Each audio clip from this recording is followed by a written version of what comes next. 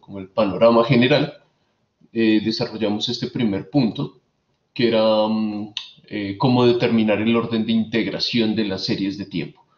Y vimos dos pruebas de raíz unitaria, que era la de Dickey-Fuller y la de Phillips-Perron, que esto era aplicado sobre la serie, sobre los datos de la serie.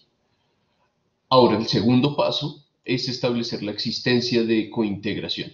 Esto pues con base en el anterior resultado. Si nosotros llegásemos a encontrar acá que las series son integradas de orden cero, pues no tiene sentido tratar de determinar si existe cointegración o no. Tienen que ser integradas de orden mayor a cero para que tenga sentido tratar de probar cointegración. Entonces esto lo vamos a hacer con básicamente dos pruebas. Una es la de Engel y Granger. Eso termina siendo como una versión de Dickey-Fuller. Y la prueba de Phillips-Aularis. Esto termina siendo como una Phillips-Perron. Estas pruebas se basan en determinar el orden de integración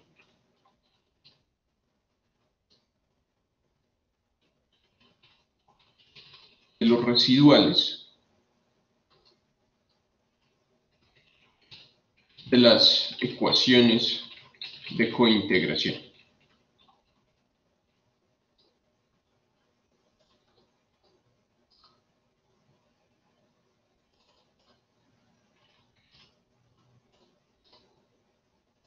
Y las ecuaciones de cointegración es correr una variable, digamos x1t,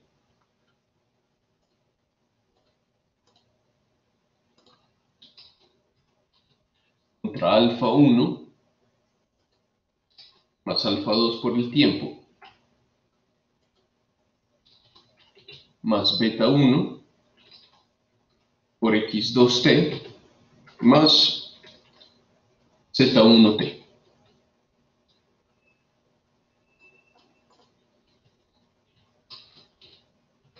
Sería la ecuación de cointegración de la primera variable.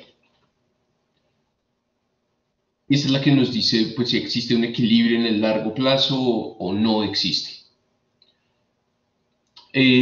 Tenemos que incorporar estos regresores en caso de que detectemos que están presentes y subyacentes en x1t. El drift y en dado caso la tendencia lineal. Si flota sin rumbo aparente, pues no debería haber ninguna. Contra x2t, que sería la otra serie de tiempo. De hecho, esto se puede ampliar e incluir más series de tiempo. Acá lo estamos haciendo únicamente en el caso bivariado. Y Z1T. Las pruebas de cointegración se basan en determinar el orden de integración de Z1T. Si estas son no estacionarias, si son integradas de un orden mayor a cero. Y este residual acá es estacionario, es integrado de orden cero, pues diríamos, bueno, existe un equilibrio de largo plazo entre estas dos series de tiempo, dado por este vector de cointegración, que sería el vector de parámetros de acá. Y las desviaciones de ese equilibrio de largo plazo pues estarían dadas por Z1T. En ese sentido, lo único que nos interesa es que Z1T sea integrado de orden cero. No nos interesa que Z1T sea autocorrelacionado o sea no autocorrelacionado. No hay problema. Esto puede ser autocorrelacionado. Acá nos pueden faltar variables para explicar X1T. Pero lo único que queremos saber es si la combinación lineal de x1 y x2 nos genera una serie estacionaria. Esto para determinar cointegración. Entonces esta sería la primera ecuación de cointegración. La segunda ecuación de cointegración sería x2t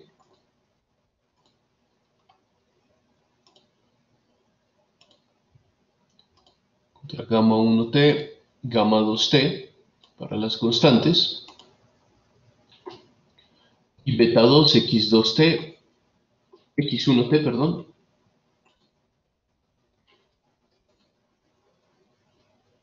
más z2t.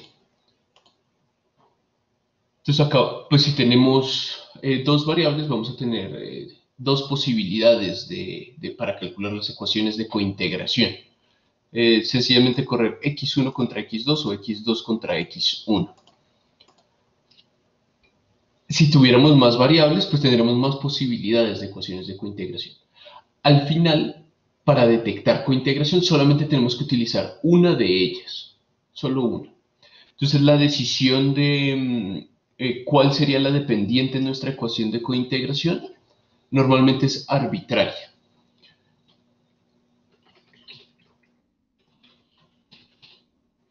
La decisión de cuál variable será la dependiente es irrelevante, especialmente cuando el r cuadrado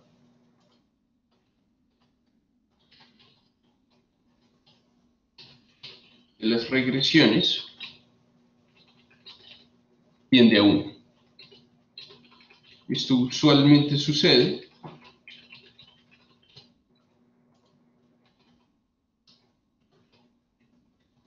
cuando t tiende a infinito.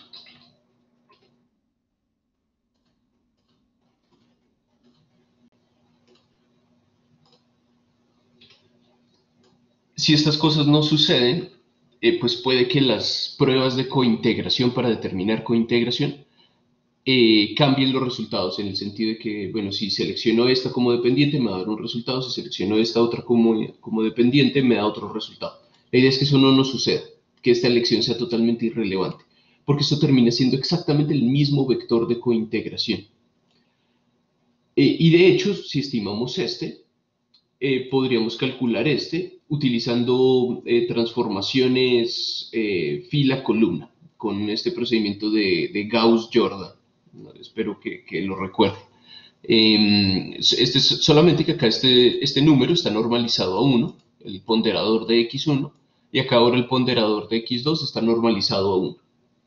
Pero eso lo podemos cambiar, sencillamente con transformaciones fila-columna. ¿Hasta acá tienen alguna duda o todo más bien claro?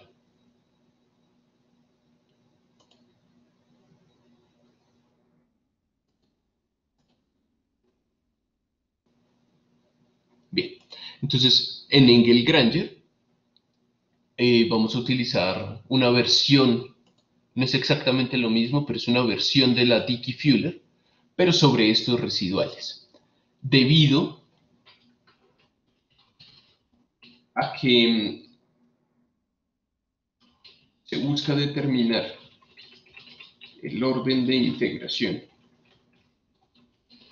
de los residuales, los valores críticos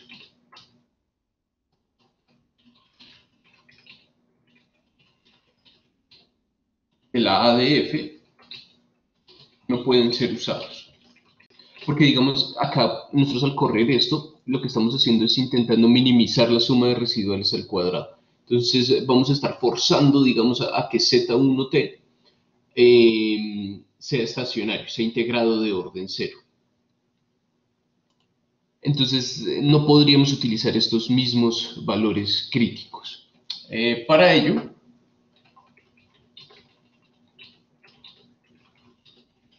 se deben usar los valores críticos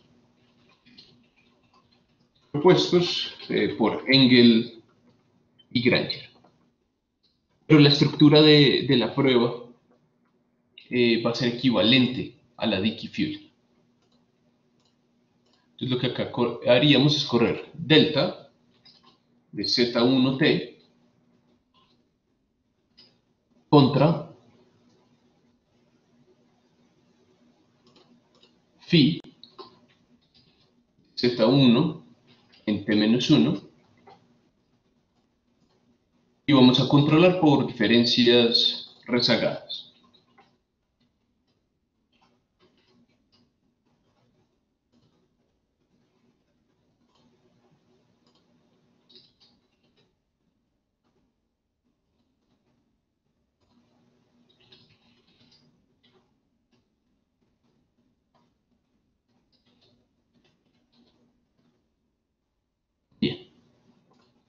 Y la hipótesis nula, H0,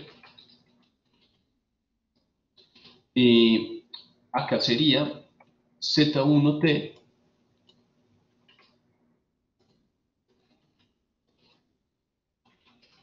presenta raíz unitaria. Quiero hacer una pregunta de opción múltiple para ver si esta parte, para ver cómo van ahí.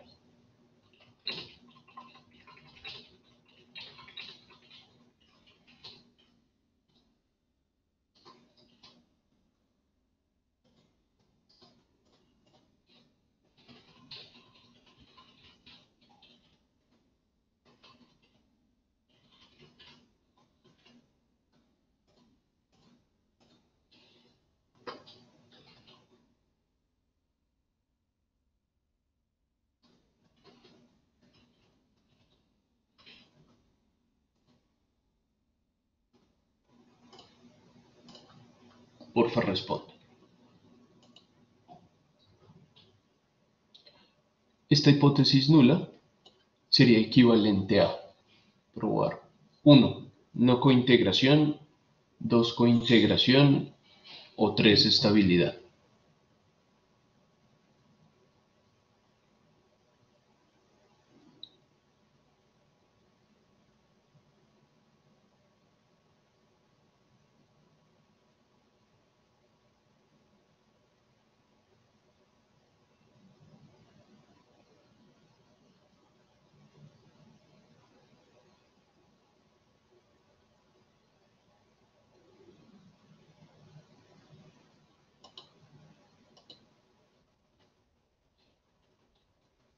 Esto sería phi igual a 0.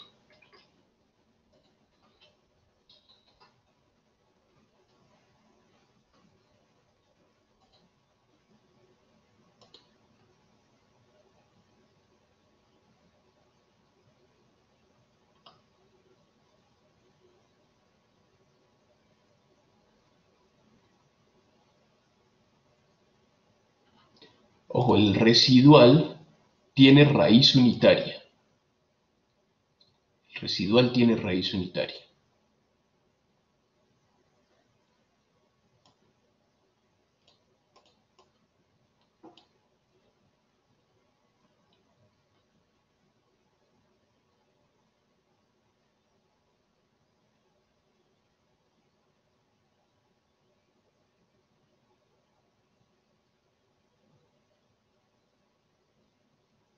Entonces, la pregunta es si tiene raíz unitaria, ¿de qué orden de integración sería?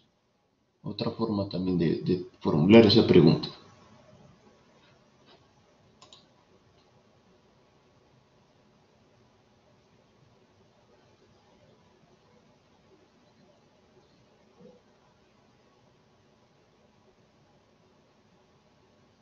Ok, listo. Falta Daniel Durán por responder.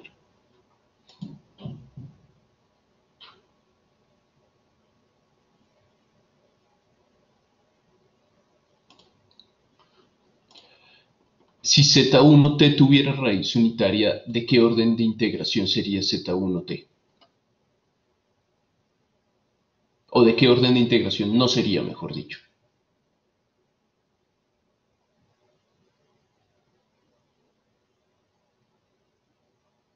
Cero.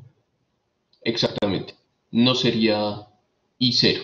Podría ser I1, podría ser I2, porque pues tenemos que hacer las pruebas sucesivas, ¿cierto? Pero si presenta raíz unitaria sería no estacionario. Entonces, si esto es no estacionario, esta regresión sería una regresión espuria.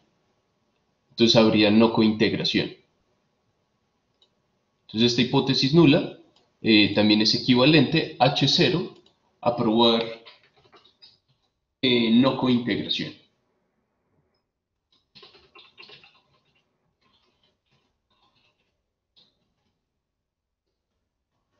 Presenta raíz unitaria. Ok, entonces respuesta correcta la 1.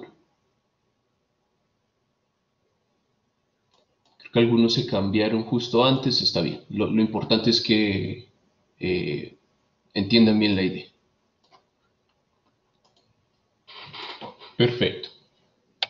Entonces, esto lo podríamos hacer sobre Z1T y ojo, acá en la ecuación de cointegración nosotros pues tenemos la opción de incluir los regresores determinísticos. Si los incluimos acá, la idea sería no incluirlos aquí, luego en la prueba de Engel-Granger. Porque si pues, los incorporamos acá, ya Z1T no va a contener ni el drift ni la tendencia lineal, que pues esto generaría drift, una tendencia lineal y esto una tendencia cuadrática. Entonces ya Z1T no tendría esos términos. Si no los incorporamos acá, tenemos que incorporarlos acá. Es decir, si acá una opción muy extraña sería, pero que es válida, sería acá incorporar el drift, no la tendencia lineal, y acá sí incorporar la tendencia lineal, porque subyacente tiene pues una tendencia cuadrática de esa forma. Entonces tenemos que incorporar. Y también podríamos probar exactamente la misma hipótesis, pero sobre Z2, sobre la otra ecuación de cointegración. Ay, qué pena, acá cometí un error. Esto es Z1 en T-I y este es Z2 en T-I.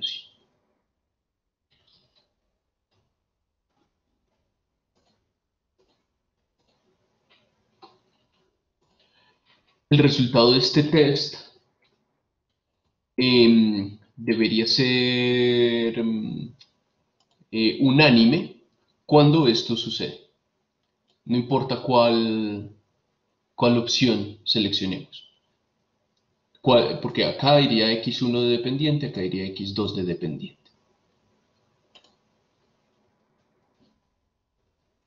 Perfecto. Y la de Phillips Aularis, esta no requiere, al igual que la Phillips Perron, controlar por diferencias rezagadas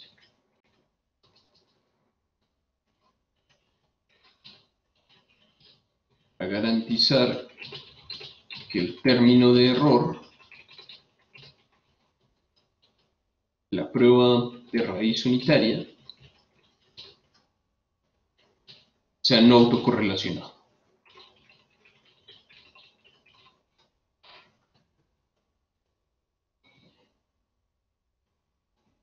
Lo que haríamos acá es utilizar la versión Dickey-Fuller en términos aumentados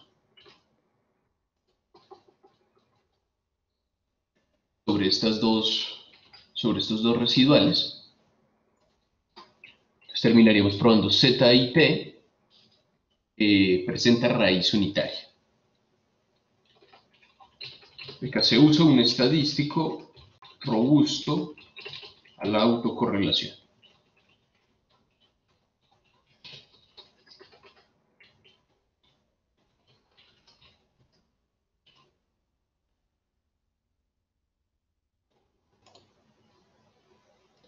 Si vamos a determinar si existe o no cointegración. Terminan siendo pruebas de raíz unitaria, pero con valores críticos ajustados para tener en cuenta cointegración. Bien, entonces supongamos que hacemos estas pruebas y se rechaza la hipótesis nula, se rechaza no cointegración. Entonces, algo que podría suceder y es muy común en la práctica es ignorar totalmente esto, totalmente este análisis y de una vez uno solamente hacer el paso 1, hacer pruebas de raíz unitaria, detectar la integración y diferenciar.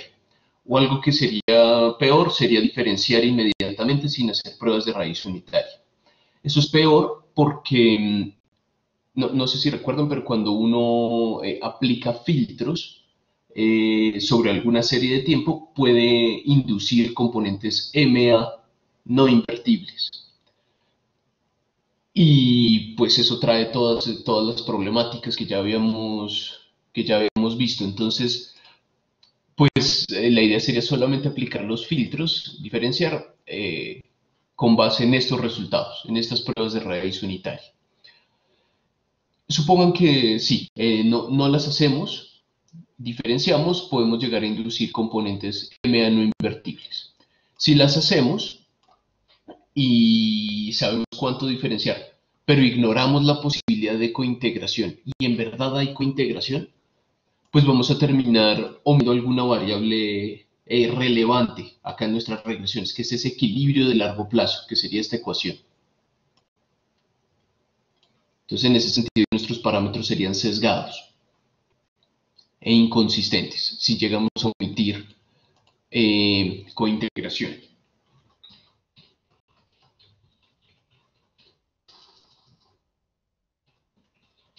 Equilibrio de largo plazo es una variable relevante que debe ser incorporada en las sesiones.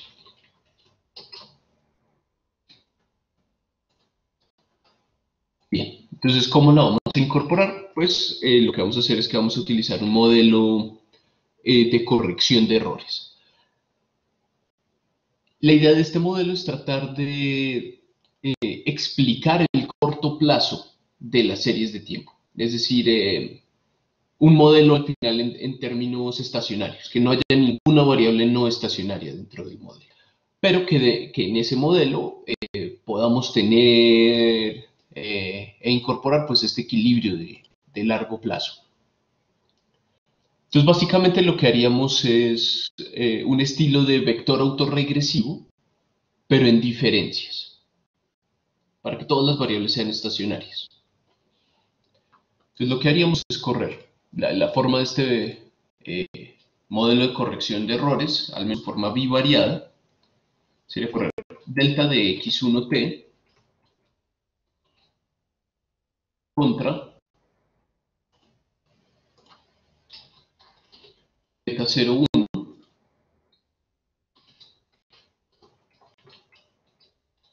delta 1,1 con delta x1 en t-1 más beta 1,2 delta x2 en t-1. Entonces acá esta sería la parte del vector autorregresivo. Un rezago de la primera variable y un rezago de la segunda.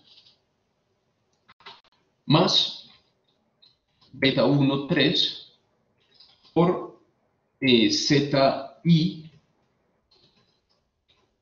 en t-1 más epsilon 1t. Esto acá sería la parte del vector autorregresivo en diferencias. Y esto de acá sería el equilibrio de largo plazo. Acá vamos a modelar el equilibrio de largo plazo.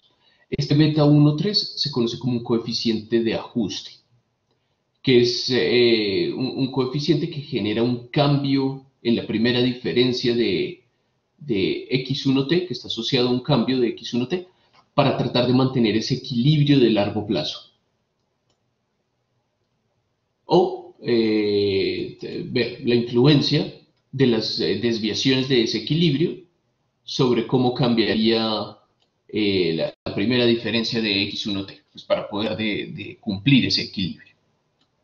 Esta sería la primera ecuación del modelo de corrección de errores. La segunda, algo muy similar,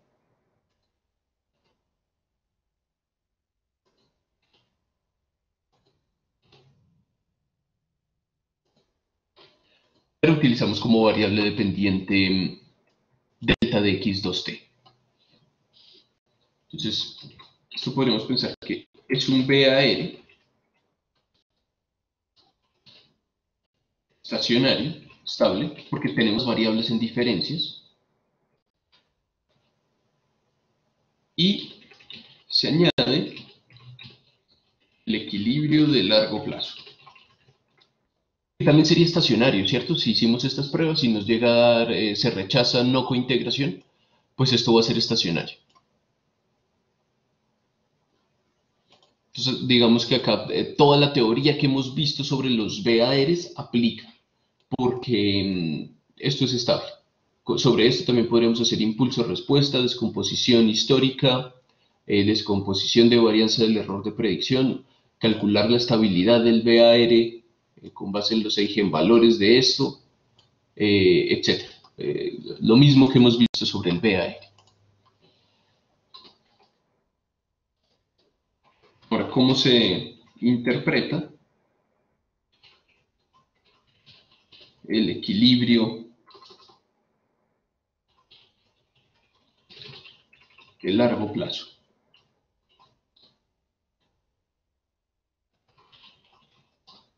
Supongamos que utilizamos como ecuación de cointegración esta primera.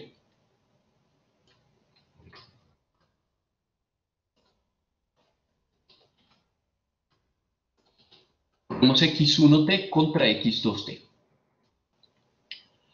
Bueno, y en caso de que acá no incorporemos el drift y la tendencia lineal, entonces acá deberíamos incorporar el drift, que en este caso estaría dado por la constante, y la tendencia lineal, para controlar por estos factores que estarían dentro de Z1t. Entonces las ecuaciones del modelo de corrección de errores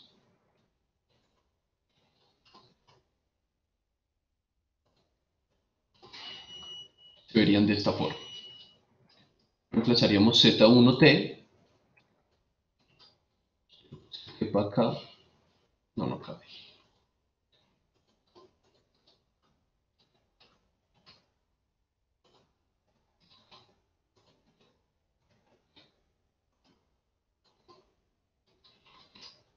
Entonces, estas serían esas desviaciones del largo plazo. Z1 rezagado un periodo, que sería lo mismo que x1 en t-1 menos todo esto.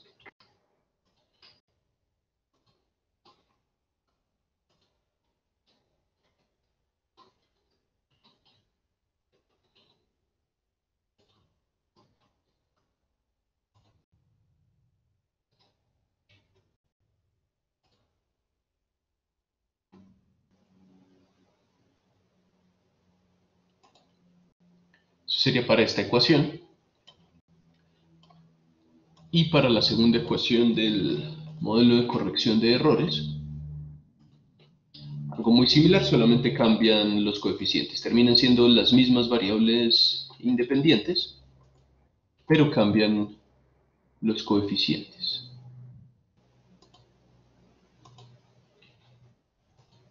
Vamos a incorporar Z1 en T-1 en las dos.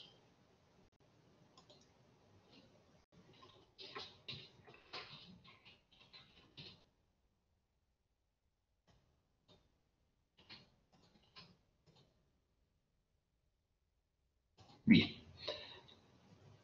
Esto, bueno, también nos dice algo importante en la práctica, y es que este modelo de corrección de errores se puede estimar en dos etapas, bietápico, en el sentido de que primero corremos esta ecuación de cointegración, sacamos Z1t, lo obtenemos como los residuales, y luego en otra etapa lo modelamos así. Si eso sucediera, encontraríamos este beta 1,3, que sería el coeficiente de Z1 en T-1. La otra opción sería hacerlo en una etapa directamente. Entonces lo que haríamos es, en lugar de correr esta ecuación de cointegración, acá incorporamos dos variables no estacionarias en niveles. Entonces terminaríamos corriendo delta de x1 en t-1 contra delta de x 1, perdón, este sí en t-1, este en t-1, y las dos variables en niveles rezagadas un periodo. Entonces ahí lo que haríamos es encontrar, bueno, el coeficiente de x1 en t-1 sería beta 1,3, y acá para este coeficiente de x2 en t-1 encontraríamos es el producto de beta 1,3 con beta 1.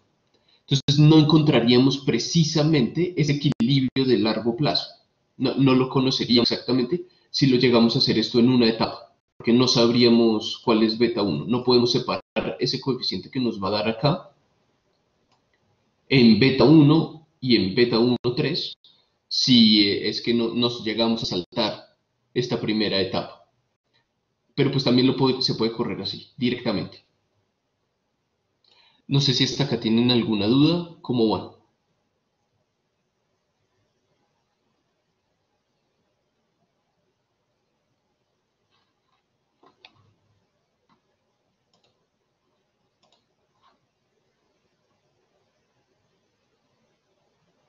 Extraordinario, bien. Entonces, supongamos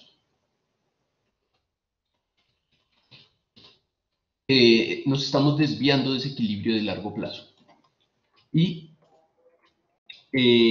tenemos que x1t es mayor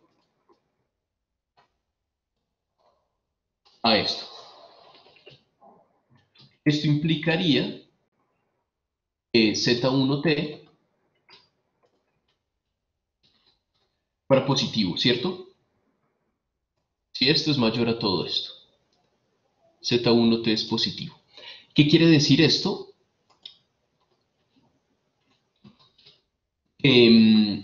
X1t está sobrepasando el equilibrio.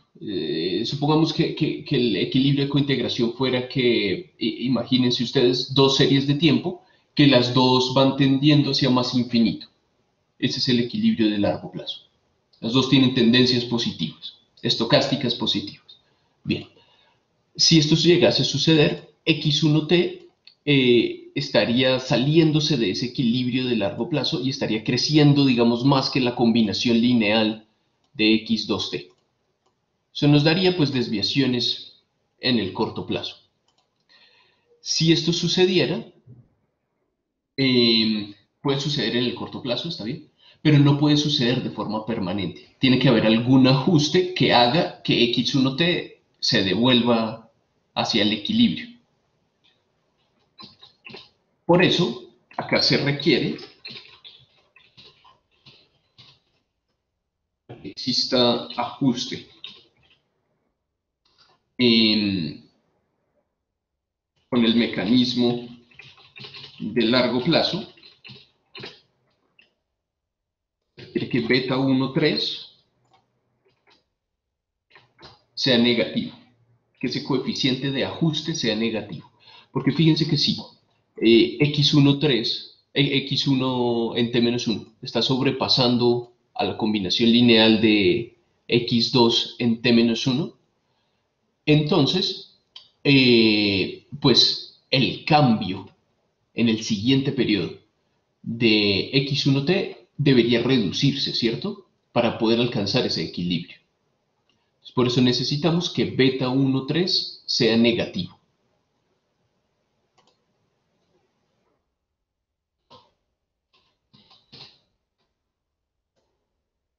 Ahora, si suponemos lo contrario, que ahora digamos que x1 en t-1 se está quedando por debajo del equilibrio, pues acá z1 t, bueno, acá en realidad menos 1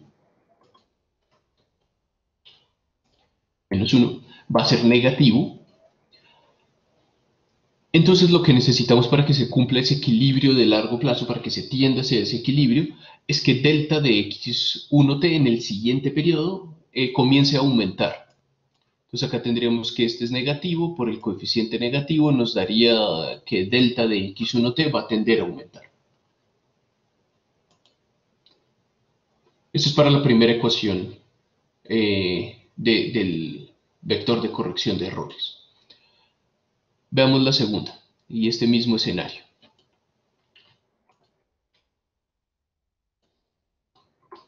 Entonces acá igual necesitamos beta 1,3 negativo.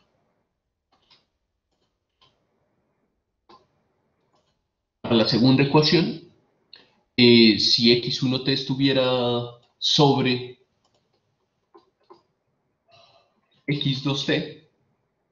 Qué pena, ¿podrías repetir nuevamente la condición de la segunda, que beta 1 3 también sea negativo? Ok, esto es, si x1 se está quedando por debajo del equilibrio de la combinación lineal de x2 t-1, pues z1 en t-1 va a ser negativo. Y como este es negativo y x1t se está quedando por debajo, necesitamos que en el siguiente periodo delta de x1t pues aumente, ¿cierto? Y tienda hacia este valor. Entonces con z1t negativo multiplicado por beta 1,3 negativo nos daría, bueno, en el siguiente periodo x1t va a aumentar. Listo, gracias. Bien, perfecto. Ok, entonces digamos, viendo la segunda ecuación, si este está superando a esto, claramente necesitaríamos que x2t comience a aumentar. Entonces, en ese sentido, ¿qué signo debería tener beta 2,3?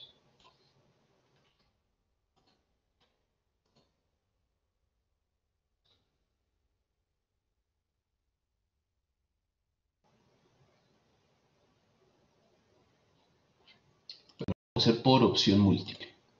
Creo que así se maximiza eh, cómo pensar sobre esto. Nicolás, ¿podrías repetir, por favor? Sí, la pregunta es, ¿qué signo debe tener beta 2,3 para cumplir el equilibrio de largo plazo? Por favor, responda.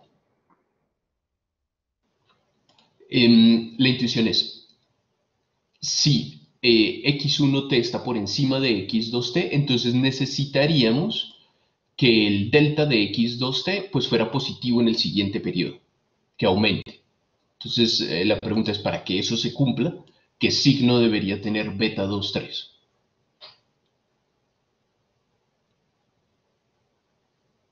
Profe, en esa tercera ecuación es x1 t-1 o x2 t-1. No, x1, por lo que es el mismo z. Ok. Sigue siendo z1.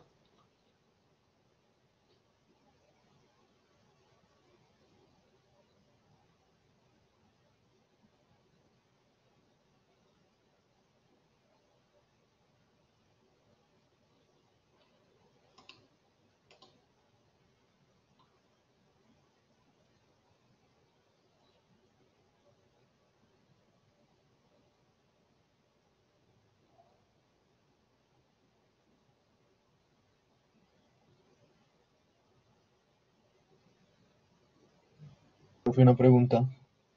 Sí, Diego. En ese caso, usted está diciendo que es equivalente tomar Z2T-1 si en el paso anterior se hizo la prueba con delta Z2T, ¿sí? Sí, es decir, es equivalente en el sentido que nos darían los mismos resultados, pero estos coeficientes de ajuste van a cambiar de magnitud, porque acá entonces nosotros tendríamos Z2T y Z2T. Ah, ok, pero podría hacerlo igual con el otro si hice la prueba con Z2T. Sí, sí, sí, nos da que existe cointegración, podemos hacerlo con cualquiera. Y Listo, gracias. no tendremos ningún problema si esto sucede. Ah, ok, ok. Gracias.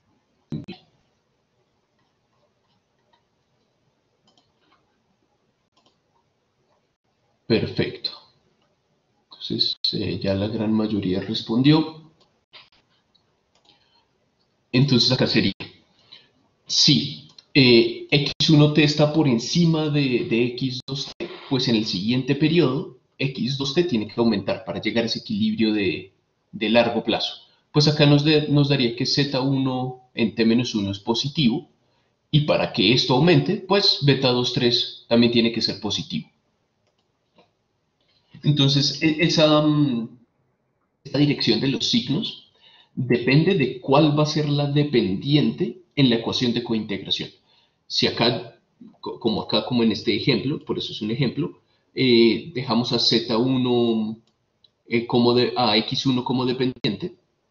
Entonces, el coeficiente de ajuste de la ecuación de X1 va a ser negativo y el coeficiente de ajuste de la otra ecuación sería positivo, de la de X2. Y cuarto,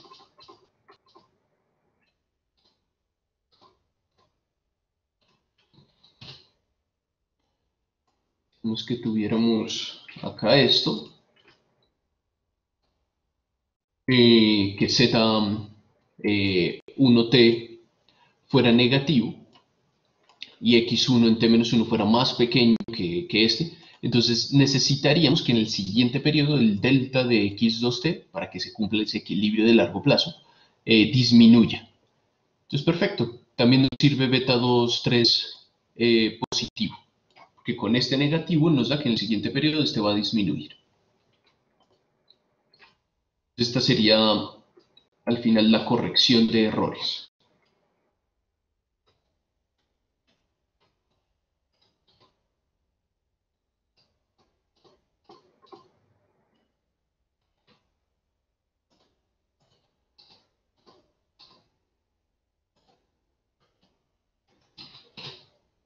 Necesitamos también beta 2, 3 positivo. Perfecto. Ahora, ahora bien, podría suceder que los residuales de la ecuación de cointegración sean estacionarios. Es decir, que exista cointegración. Sin embargo, si los coeficientes de ajuste beta 2, 3 y beta 1, 3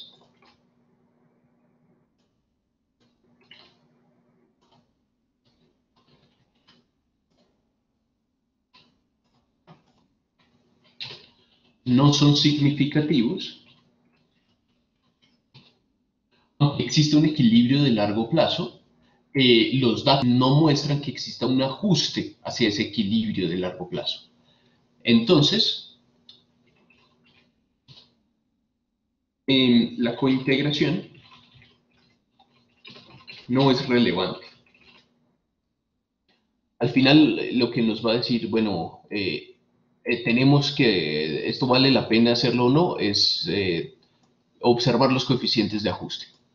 Que esto es lo que nos estaría diciendo cómo estaría cambiando el corto plazo, cómo el corto plazo se iría ajustando para llegar a este equilibrio.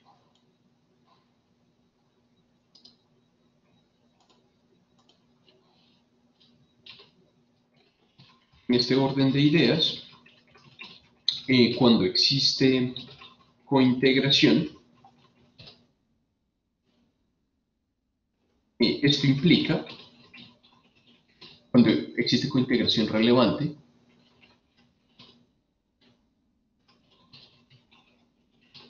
implica que el pasado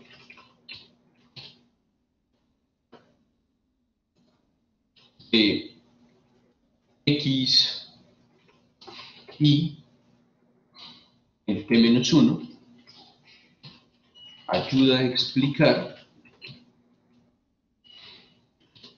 a delta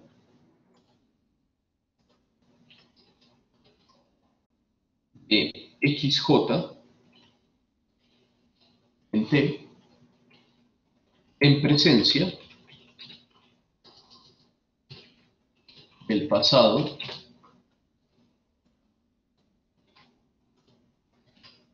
de delta XJT.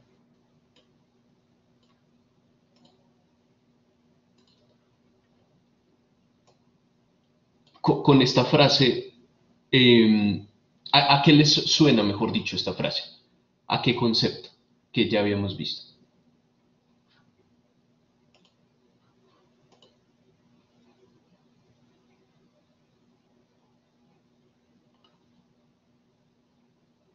causalidad. Exactamente, a Granger, exacto, a causalidad de Granger. Em, por ello,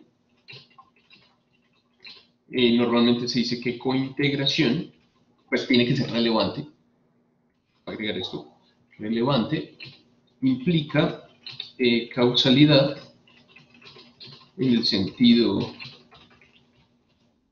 de Granger. ¿Tienen alguna pregunta hasta ahí?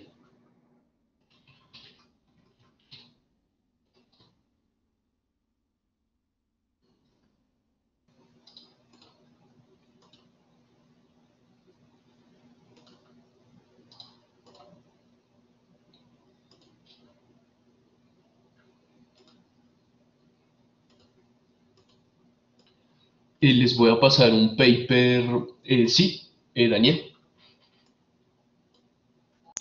Hola, profe, buenos días. Hola. Profe, era para preguntar, para confirmar la fecha del parcial, profe, del final. Bien. Espérame y reviso mi calendario. Gracias.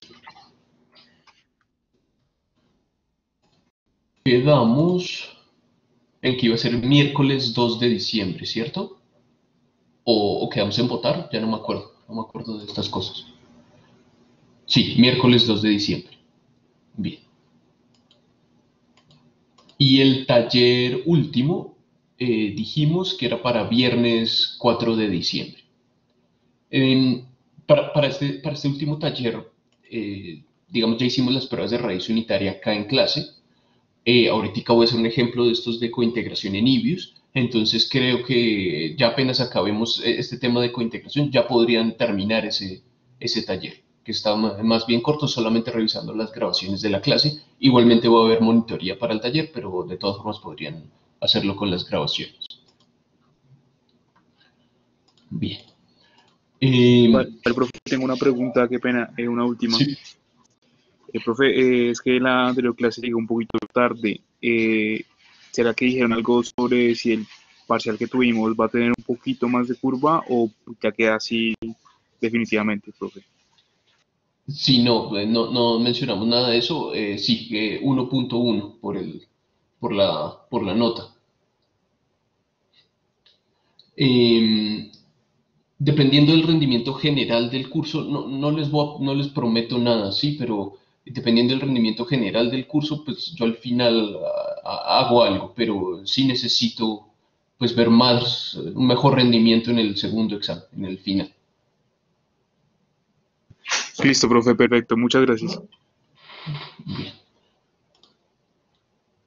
Bien. Les voy a pasar un paper sobre este tema de causalidad de Granger, para ver en realidad esto cuando coincide con el concepto de causalidad, pues más asociado a microeconometría, porque también pueden coincidir estos dos conceptos, y para ver las fallas y las ventajas de, de este tema de causalidad de Granger. Esto es un ataque directo a ese concepto. Entonces creo que es bueno, siempre es bueno revisar esas situaciones. No va a salir en el examen ni nada, pero para que lo tengan en cuenta. Él no tiene ni una fórmula, el paper, es puro charladito. Es como más el concepto filosófico de qué es causalidad y ahí cómo entra causalidad de Granger. Porque pues muchas personas, y más que todos los economistas que hacen econometría aplicada, hablan de causalidad, de efectos causales todo el tiempo, pues tenemos que saber bien qué es eso, ¿no? Ok, entonces vamos a hacer un ejercicio en Ibius de cointegración.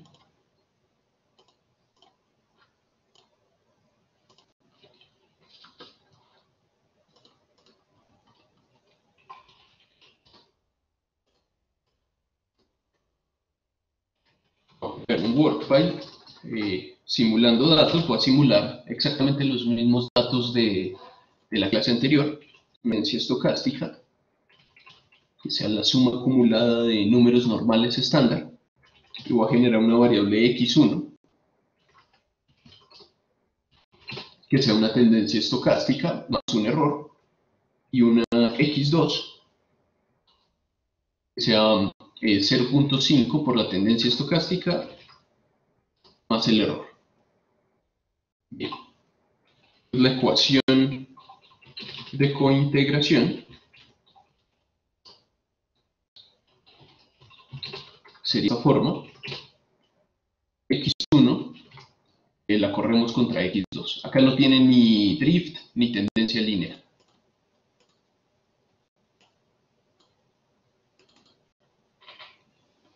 Entonces acá nos da que el equilibrio de largo plazo es un incremento de una unidad en x2 estaría asociado en el largo plazo a un incremento de x1 de 2 unidades. Entonces x1 sería 2 veces x2. R cuadrado de 0.98 tiende pues, hacia 1. Esta sería la primera opción de ecuación de cointegración. Ecuación de cointegración 1. Y la segunda opción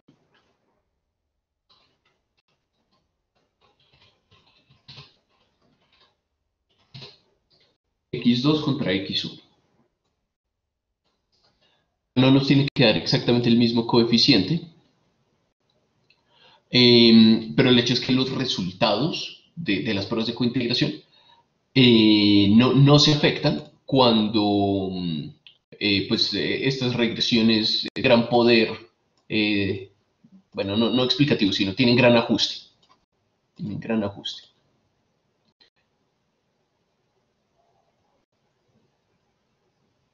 Bien. Lo que nosotros queremos ver es si en estas ecuaciones los residuales, estos de acá, son estacionarios. Acá ya sabemos que lo son porque acá estas dos ecuaciones están cointegradas.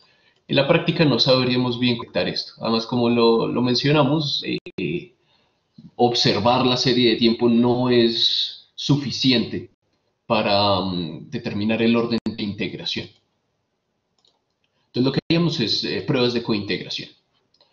Para esto, acá sencillamente seleccionamos x1 y x2, le damos a abrir como un grupo, y le vamos a dar View, Cointegration Test y Single Equation Cointegration Test. Nunca vayan a hacer causalidad de Granger por acá, por este grupo, porque la hace con un BAR2 y no necesariamente es un BAR2, entonces pues esto al final no dice nada. Acá Cointegration Test, Single Equation Cointegration Test. Entonces acá nos dice, ¿con qué método vamos a probar cointegración? Si con Engel-Granger o Phillips-Aularis. Vamos a dejar Engel-Granger. Y acá, en Equation Specification, él nos dice, bueno, en la ecuación de cointegración, qué variables determinísticas va a incluir. Si ninguna, drift, tendencia lineal o tendencia también cuadrática. Y en este panel de acá abajo, en este cuadro de acá abajo, nos aparece, bueno, qué regresores usted va a incluir, pero ahora en la prueba de raíz unitaria sobre el Z. Entonces fíjense que si acá yo le coloco ninguna, acá él me activa la opción de colocar todas las opciones para la prueba.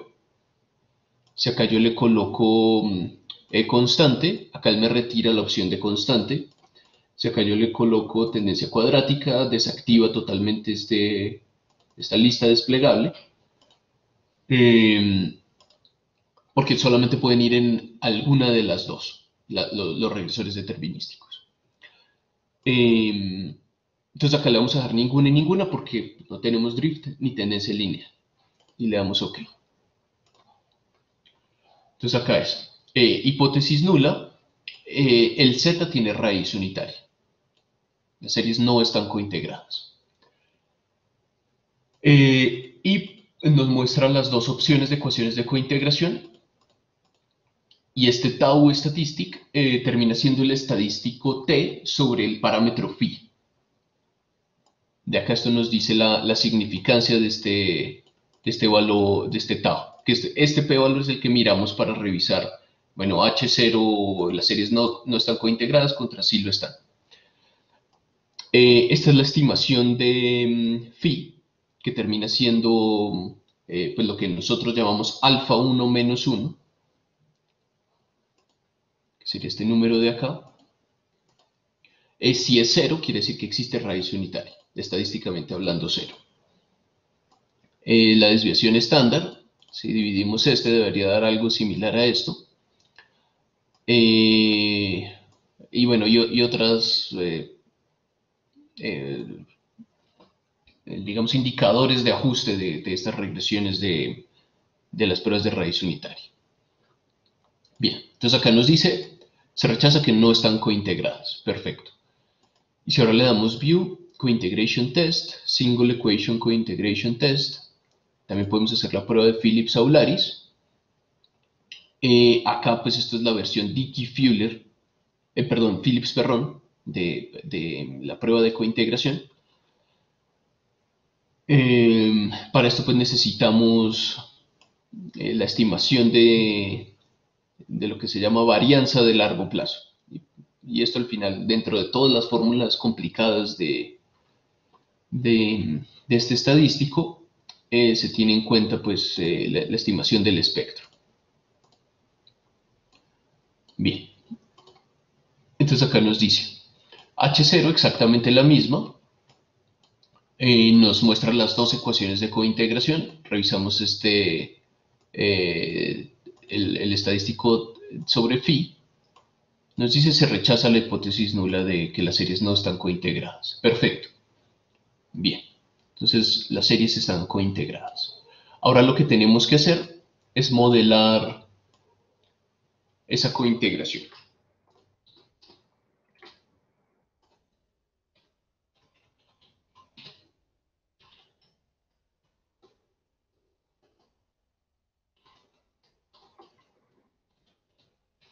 Voy a copiar solamente los códigos de esto que hice a mano.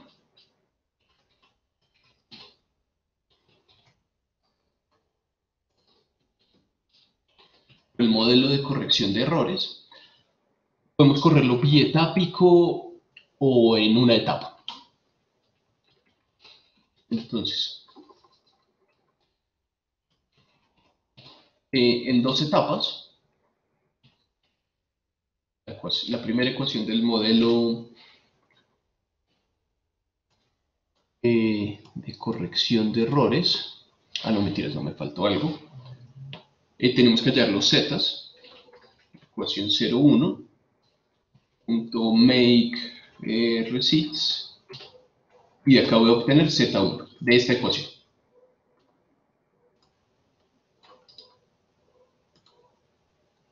Entonces estas serían las desviaciones del largo plazo.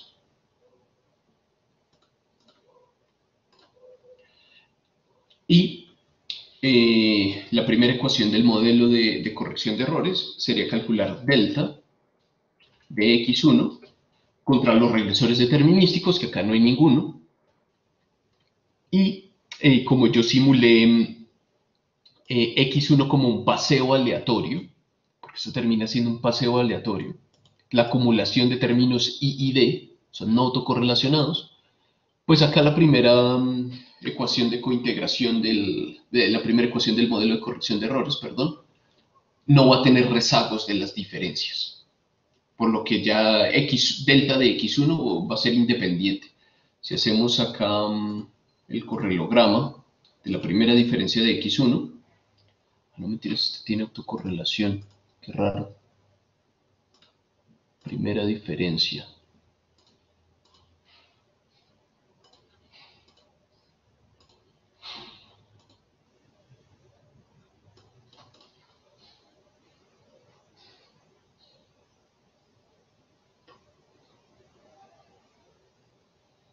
No, creo que es por haberle sumado este término, pero es que igual esto se tiene que sumar. Ok, no, bien, perfecto, mejoró. Entonces, delta, x1 rezagado un periodo, lo vamos a incorporar. Delta, x2 rezagado un periodo, que esta sería la parte del VAR. Y añadiríamos z1 rezagada un periodo. Esa sería la primera ecuación del modelo de corrección de errores. La segunda sería delta de x2 contra estas mismas y el mismo z rezagado un periodo. Voy a correr esto.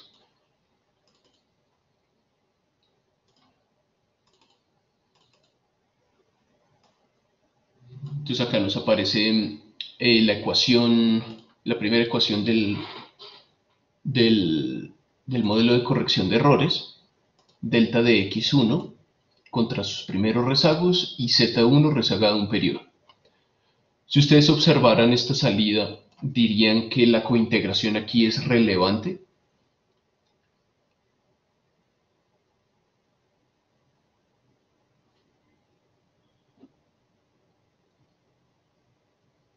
¿Y dónde lo ven?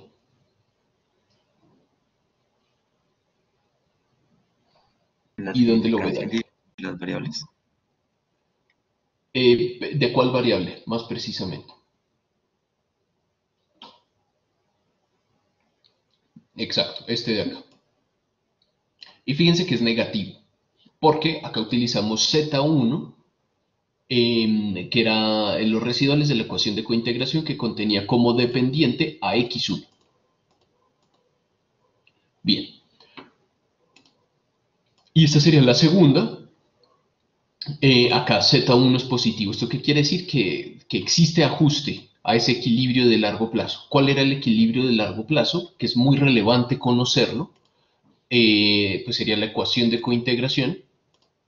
Sería X1 es 2 veces X2. Imagínense que pudiéramos decir algo así del IPC y la tasa de cambio nominal. Que en el largo plazo va a existir una relación así tan sencilla como esta. Pues esto nos ayudaría a pronosticar muy fácilmente y más precisamente en el largo plazo a esas variables. Si conociéramos el IPC, pues podríamos saber a futuro también cuál va a ser el valor de la TRM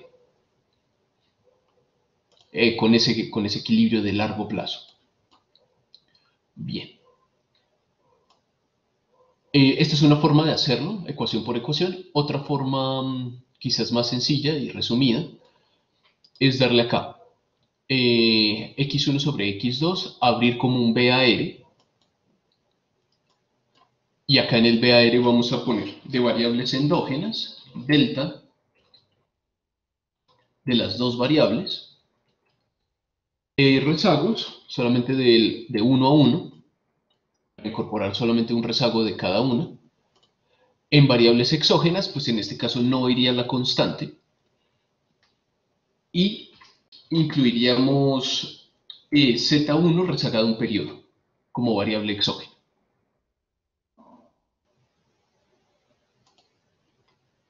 Acá vamos a tener exactamente los mismos resultados que habíamos hecho acá, ecuación por ecuación.